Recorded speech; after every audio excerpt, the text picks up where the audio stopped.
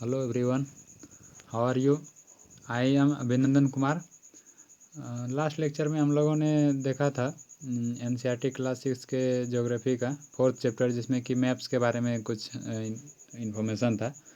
आज हम लोग उसके अगले चैप्टर में देखेंगे जो कि बहुत ही ज़्यादा इम्पोर्टेंट है, major domains of the earth. ये एक ऐसा चैप्टर है जिसमें कि आपको किसी भी एग्ज़ाम, आप अगर किसी भी एग्ज़ाम में ज्योग्राफी का क्वेश्चन आता है तो उसमें इससे क्वेश्चन निश्चित ही आएगा और आपको बेसिक के लिए इसे समझना भी पड़ेगा। ठीक है, तो सबसे आज हम लोग इस चैप्टर के बारे में देखेंगे। तो मैं इस चैप्टर को 2 पार्ट में डिवाइड करूँगा, क्योंकि एक पार्ट में ये बहुत ही बड़ा हो जाएगा, तो मैं इसे 2 पार्ट में डिवाइड करूँगा। तो चलिए देखते हैं आज के लिए क्या है।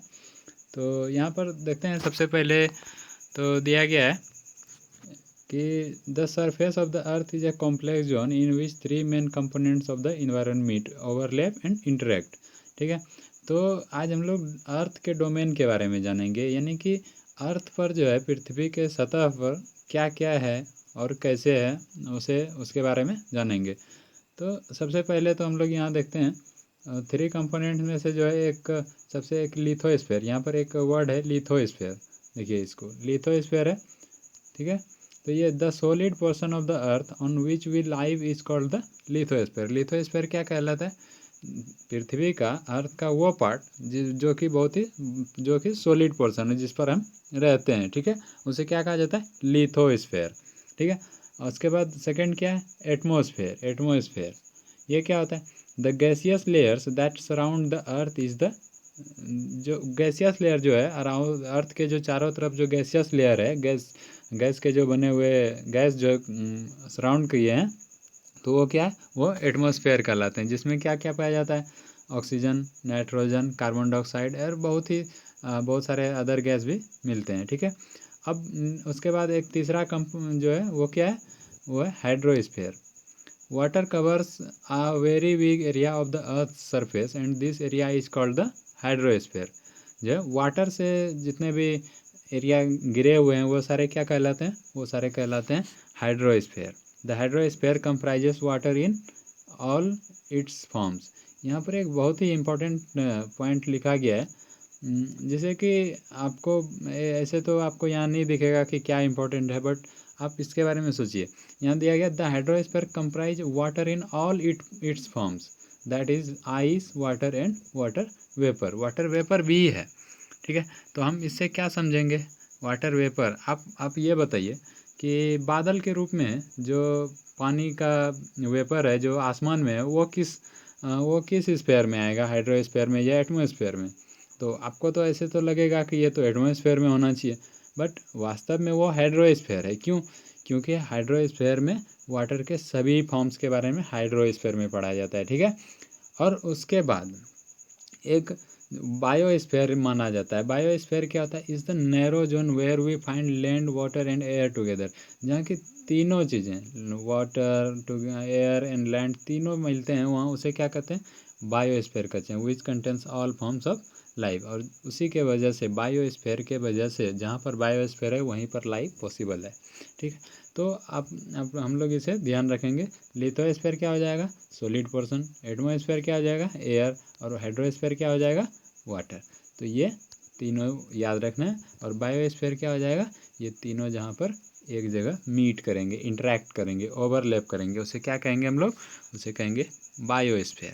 तो आप लोग को यहाँ पर कोई परेशानी नहीं होना चाहिए। आपको यहाँ पर एक एक लाइन को समझना पड़ेगा और याद भी रखना है। रटने की ज़रूरत नहीं है, आप बार बार जब इसे रिवीजन करेंगे तो आप इसे समझ सकते हैं। ठीक है, तो आगे देखते हैं। उसके बाद यहाँ पर हम लोग ये जो अर्थ के जो 3 कंपोनेंट है, इसके बारे में बारी बारी से हम लोग डिटेल में जानेंगे। ठीक है, तो यहाँ पर क्या है? सबसे पहला आता है लिथोस्फीयर। लिथोस्फीयर क्या है? The solid portion of the earth is called lithosphere. ठीक है, lithosphere it comprises the rocks of the earth crust. अब क्रस्ट क्या होता है और ये सब, इसके बारे में हम लोग 7th क्लास के ज्योग्राफी में देखेंगे। ठीक है, क्रस्ट वगैरह आपको अभी बस इतना जानना है कि इसमें लिथोस्फीयर में क्या होता है? रॉक्स होते हैं। रॉक्स मतलब पत्थर होते हैं। पत्थर मीन्स किसी भी तरह के सॉइल भी जो है पत्थर से ही बनते हैं, रॉक से ही बनते हैं, जब सेडिमेंट होता है धीरे धीरे। तो ये सब हम लोग अगले क्लास के जब पढ़ेंगे तो उसमें मिलेगा। ठीक है, तो इसमें क्या है, it comprises the rocks of the earth crust and the thin layer of soil that contain nutrient elements which sustain organism. ठीक है, तो लिथोस्फीयर में क्या पाया जाता है, ये क्या है, ये जो है अर्थ का जो है सॉलिड पोर्शन है जिसमें कि रॉक्स होते हैं अर्थ क्रस्ट का। ठीक है, and thin layer of soil, और उसमें मिट्टी भी होते हैं जिसमें कि न्यूट्रिएंट्स होते हैं, जो जिसके वजह से, इसी न्यूट्रिएंट्स के वजह से जो है ऑर्गेनिज्म जो है सस्टेन करते हैं, संभव रह पाते हैं। ठीक है, डेवलप करते हैं। There are two main divisions of the earth surface. Earth surface जो है उसे मेनली दो भाग में बांटा गया है। कौन कौन सा? The large land masses are known as continents. ये कॉन्टिनेंट्स क्या है? जिसे आप लार्ज लैंड मासेस, जो कि पूरी तरह से भूमि है ऊपर वाले पार्ट में, जहाँ की मिट्टी ही मिट्टी है, उसे क्या कहा जाएगा? उसे कहा जाएगा कॉन्टिनेंट्स। और and the huge water bodies are called the ocean basins. तो यहाँ पर आप समझ सकते हैं इसे किस भाग में बांटा गया, जो है अर्थ सरफेस को किस भाग में बांटा गया? अर्थ सरफेस को बांटा गया है लैंड मासेस के और वाटर के बेसिस पे। तो लैंड मासेस वाले एरिया को कहा जाता है कॉन्टिनेंट्स, एंड वाटर वाले एरिया को क्या कहा जाता है? ओशियन, जिसे कि कॉन्टिनेंट मतलब महाद्वीप, महादेश। ठीक है, और ओशियन मतलब महासागर या समुद्र। ठीक है, all of the oceans of the world are connected with one another. सभी ओशियंस क्या है? एक दूसरे से कनेक्टेड है।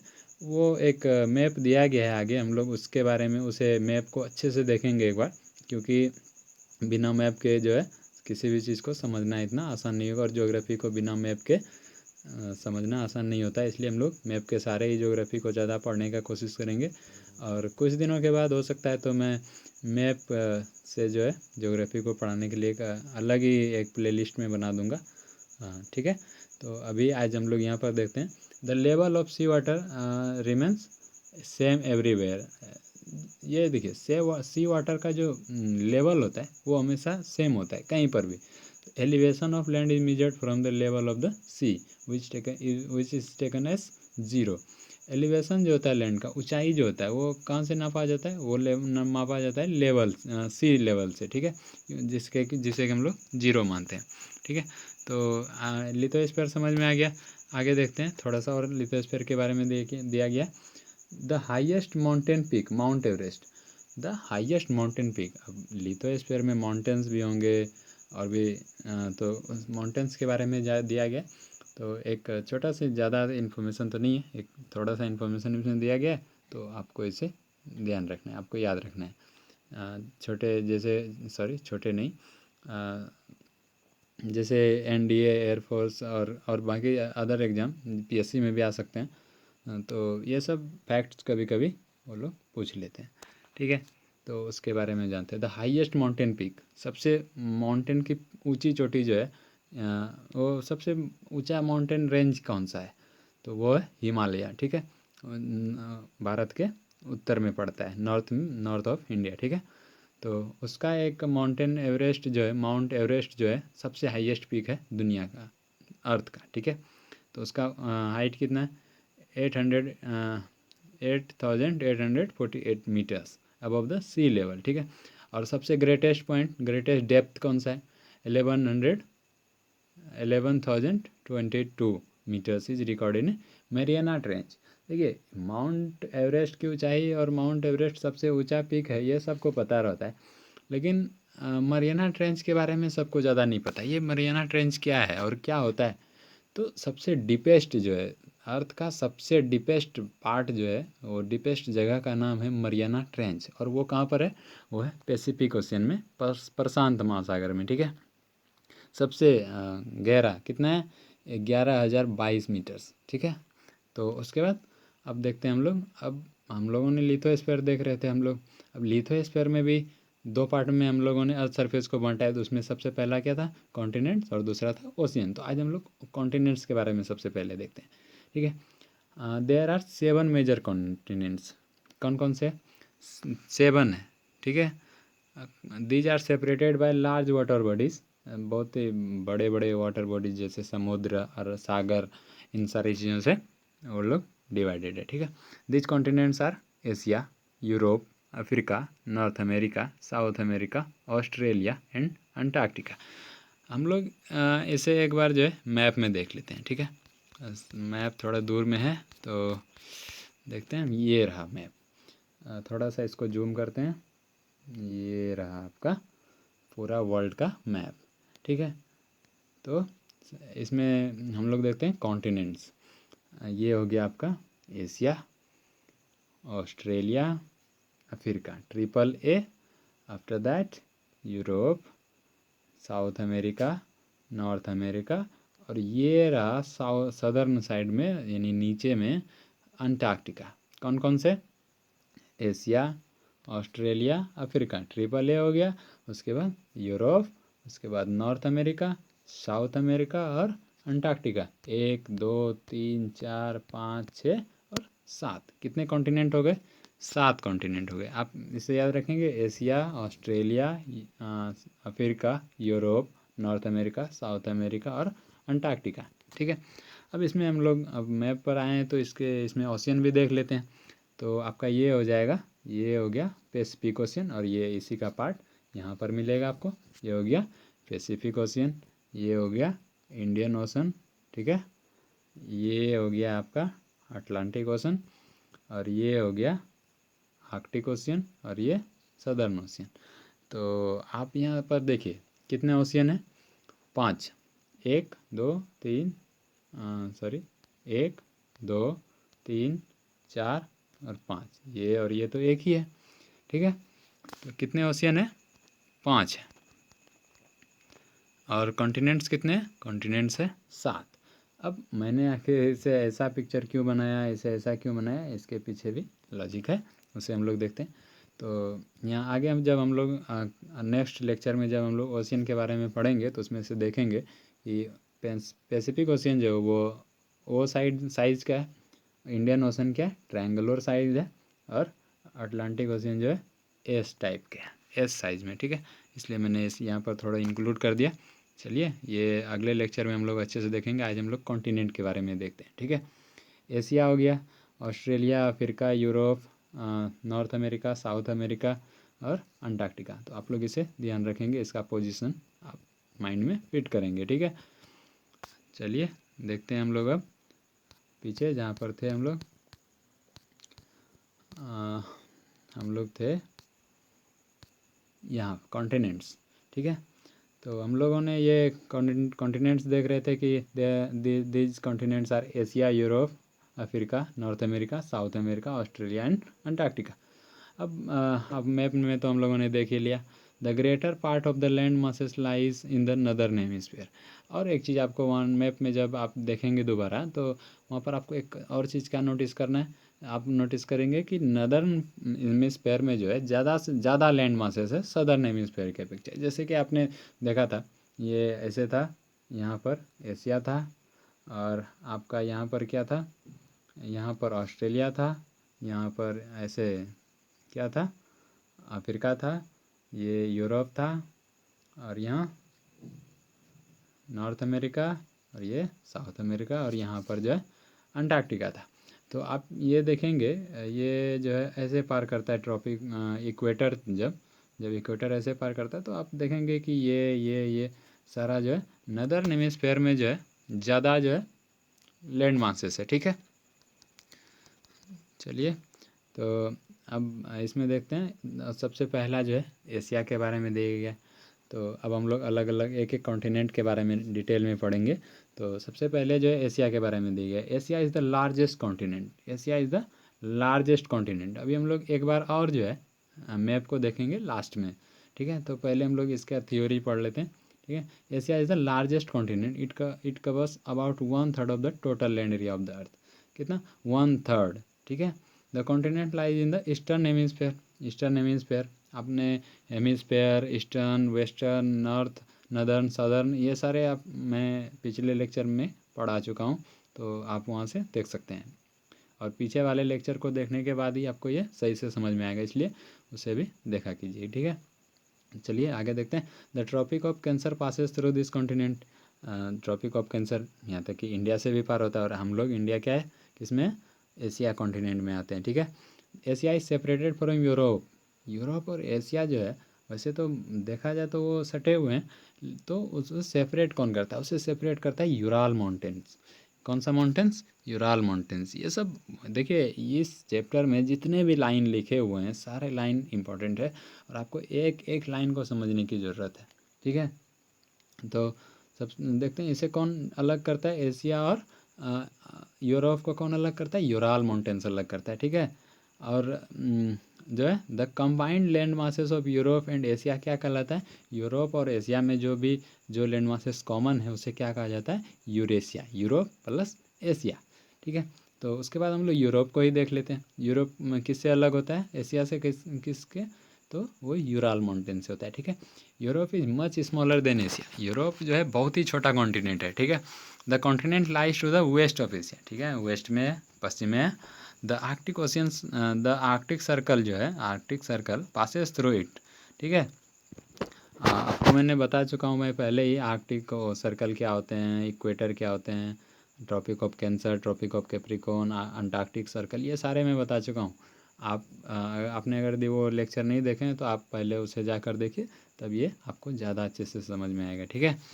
तो हम यहाँ देखते हैं हम लोग, the Arctic Circle passes through it, it is bound by water bodies on third side. जब हम लोग फेस एंड मैप पर जाएंगे तो वहाँ हम लोग देखेंगे कि यूरोप जो है 3 साइड से वो वाटर से घिरा हुआ है, ठीक है। तो आगे देखते हैं, उसके बाद अफ्रीका के बारे में पढ़ेंगे। Africa is the second largest continent after Asia. Asia के बाद सबसे लार्जेस्ट कॉन्टिनेंट जो है वो कौन सा है? अफ्रीका। अफ्रीका कहाँ पर था? यूरोप के नीचे दिखाई पड़ रहा था, साउथ साइड में दिखाई पड़ रहा था, ठीक है। द इक्वेटर और 0 degree latitude runs almost through the middle of the continent. Equator जो है उसे लगभग हाफ में डिवाइड करता है, ठीक है। और अफ्रीका एक ऐसा कॉन्टिनेंट है जहाँ से कि इक्वेटर तो जाता ही है, ट्रॉपिक ऑफ कैंसर और ट्रॉपिक ऑफ कैप्रिकॉर्न भी पास करता है, ठीक है। ओनली ऐसा जो है कॉन्टिनेंट है जिससे कि ये तीनों इंपॉर्टेंट लाइन पास करते हैं, ठीक है। A large part of Africa lies in northern hemisphere, ठीक है। द कॉन्टिनेंट विच द, यहाँ पर बता रहा है वही जो मैंने आपको बताया, the Tropic of Cancer, the equator and the Tropic of Capricorn passes. ऐसा एक ही कॉन्टिनेंट है, only it is the only continent through which the Tropic of Cancer, the equator and the Tropic of Capricorn pass, ठीक है। The Sahara desert, the Sahara desert, the world's largest hot desert in is located in Africa, ठीक है। Sahara desert कहाँ पर है? वो Africa में है। This continent is bound all on all sides by oceans and seas. Africa continent जो है वो सभी तरफ से ओशियन और सीज से घिरे हुए हैं, ठीक है। You will notice that the world's longest river, दुनिया का जो सबसे लंबा, सॉरी ये आप यहाँ पर ध्यान रखेंगे, लार्जेस्ट मैं नहीं बोल रहा, मैं लॉन्गेस्ट रिवर की बात कर रहा हूँ। तो लॉन्गेस्ट रिवर कौन सा है? वो नाइल रिवर है, जिसे हिंदी में हम लोग नील रिवर भी बोलते हैं, नील नदी भी बोलते हैं, ठीक है। फ्लोज थ्रू अफ्रीका, ये जो है किस कॉन्टिनेंट में? अफ्रीका कॉन्टिनेंट में। लार्जेस्ट रिवर कौन सा है? आप लोग कॉन्टिनेंट जो है कमेंट में लिखेंगे, अगर इस चैप्टर में नहीं दिया होगा, ऐसा तो दिया गया है तो वो हम लोग आगे देख लेंगे, ठीक है। लार्जेस्ट, ये लॉन्गेस्ट रिवर की बात कर रहा हूँ मैं, नाइल रिवर जो कि अफ्रीका में है, ठीक है। The Tropic of Cancer, the tropic on, या उसे देखना है और कुछ नहीं। चलिए तो अगले हम लोग देखते हैं नॉर्थ अमेरिका। नेक्स्ट हम लोगों का कॉन्टिनेंट क्या है? North America. ये जो जितने भी कॉन्टिनेंट्स आप मैं ओवरव्यू दे रहा हूँ अभी, इसे मैं एक अलग लेक्चर में मैप के थ्रू पूरा डिटेल में समझाऊंगा। ये तो अभी बस एनसीईआरटी में जितना दिया गया है मैं उसे ही कंप्लीट कर रहा हूँ, ठीक है। जब एनसीईआरटी में अच्छे लेवल पे हम लोग पहुँच जाएंगे तो उसके बाद उसे हम लोग डिटेल में पढ़ेंगे, ठीक है। तो उसके बाद north America. North America is the third largest continent of the world, ठीक है, third largest continent. It is linked to the South America by a narrow strip of land called Isthmus of Panama। यहाँ पर देखिए एक बहुत ही important line, isthmus, isthmus of Panama. क्या होता है ये? It is link to South America by a very narrow strip of land. क्या कहा जाता है? इस्थमस किसे कहा जाता है? एक नैरो स्ट्रिप, यानी कि बहुत ही सकरा सा एक छोटा सा कनेक्शन होता है लैंड मासेस से, लैंड मासेस के थ्रू, ठीक है। और ये क्या होता है? जैसे दो वाटर बॉडीज अलग होते हैं और दो कॉन्टिनेंट, दो लैंड मासेस जोड़ते हैं, उसे क्या कहा जाता है? इस्थमस कहा जाता है। एक और होता है स्ट्रेट जिसे हम लोग कहते हैं, स्ट्रेट क्या होता है वो हम लोग आगे देखेंगे। अभी स्ट्रेट भी ऐसे ही होता है। स्ट्रेट होता है दो वाटर बॉडीज मिलते हैं और दो लैंड मासेस अलग होते हैं, ठीक है, उसे हम लोग स्ट्रेट बोलते हैं। आप एग्जांपल देंगे, भारत और श्रीलंका किस स्ट्रेट से अलग होते हैं, आपको ये बताना है। वैसे अगले स्लाइड में जो है वो भी आ जाएगा, ठीक है। The continent lies completely in the northern and western hemisphere. North America कहाँ पर पाया जाता है, नदर्न एंड वेस्टर्न हेमिस्फेयर में। 3 ocean surround this continent, 3 ocean जो है इस कॉन्टिनेंट से सराउंड करते हैं। आप यहाँ पर बोल रहे हैं आपको नाम बताने, तो वो हम लोग मैप में देखेंगे। इधर पैसिफिक हो जाएगा, यहाँ आर्कटिक हो जाएगा और यहाँ पर अटलांटिक हो जाएगा, ठीक है। चलिए हम लोग देखते हैं आगे। तो यहाँ पर देखिए मैं बता रहा था अभी इस्थमस, यहाँ पर ये है नॉर्थ अमेरिका और ये साउथ अमेरिका। ये यहाँ पर एक लैंड मासेस से जो है कनेक्ट होता है, और ये लैंड मासेस से कनेक्ट जो होता है उसे क्या कहा जाता है, इस्थमस कहा जाता है। और यहाँ पर एक देखिए, यहाँ पर यहाँ भारत और श्रीलंका, यहाँ पर स्ट्रेट के बारे में दिया है। स्ट्रेट क्या होता है, strait is a narrow passage of water connecting two large water bodies like seas and oceans, ठीक है, और दो लैंड मासेस को अलग भी करते हैं, तो उससे क्या कहा जाता है, स्ट्रेट कहा जाता है, ठीक है। आगे हम लोग देखते हैं अब south America. South America lies mostly in southern hemisphere. ये आपका जो है साउथ अमेरिका है कॉन्टिनेंट, और ये नॉर्थ अमेरिका कॉन्टिनेंट है। Which two ocean surround it on the east and the west. यहाँ पर क्वेश्चन भी दिया गया है कि कौन सा जो है साउथ अमेरिका से ओशियन टच करता है, तो ये आपका पैसिफिक हो जाएगा और ये अटलांटिक हो जाएगा, ठीक है। तो the Andes world's longest mountain.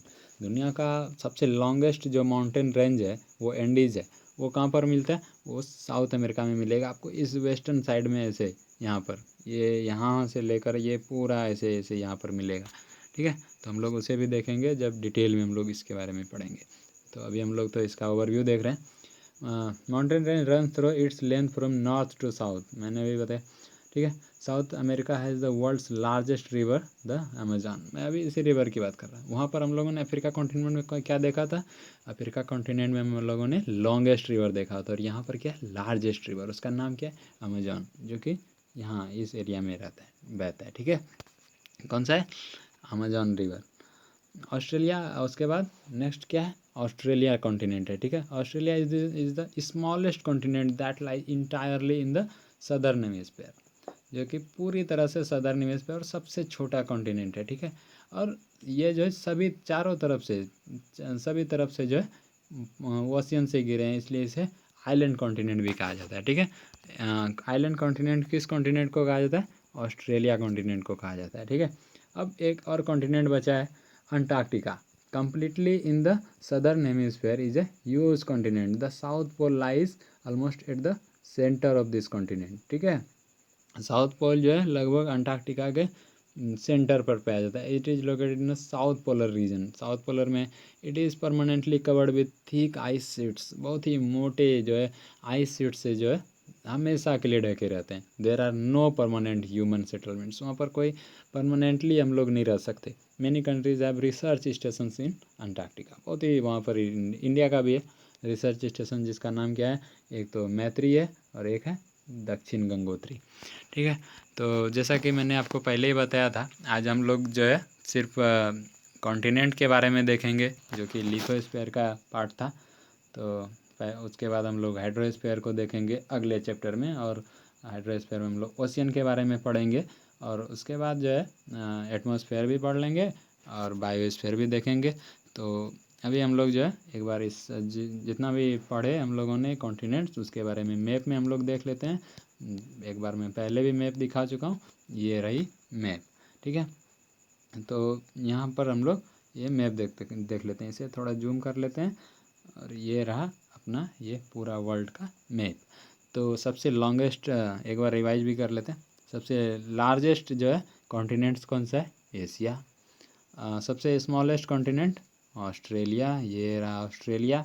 Second largest Africa, कहाँ पर पाया जाता है, इसकी खास बात क्या है अफ्रीका का, ये देखिए आपका ये ट्रॉपिक ऑफ कैंसर, इक्वेटर और ट्रॉपिक ऑफ कैप्रिकॉर्न, ये तीनों इंपॉर्टेंट लाइन इससे पास करता है। और यहाँ पर आपका एक रिवर है, सॉरी यहाँ पर एक रिवर है आपका, ये कौन सा है, नाइल रिवर जिसे कहते हैं, ठीक है।